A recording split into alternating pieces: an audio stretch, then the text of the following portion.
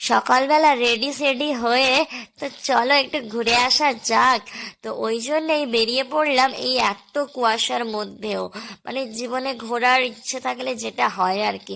তো হাওড়া স্টেশন থেকে নেমে বাসে গিয়ে আবার বাস থেকেও নেমে পড়েছি। কোথায় এসছি বলার কোনো প্রয়োজন লাগে না, তোমরা অলরেডি দেখে নিয়েছো।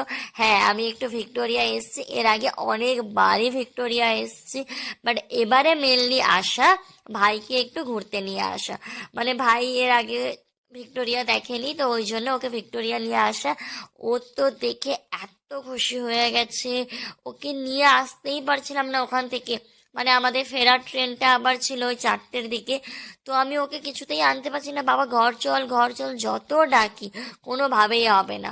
তো এই তোমাদের সাথে কথা বলতে বলতে একটু তো খিদে পেয়ে গেছে, তো চলে এসেছি খাবার খেতে, বিরিয়ানি, ওয়াও। তারপরে এই করতে করতে ফিরে এলাম। কি গো, সাবস্ক্রাইব নেই কেন?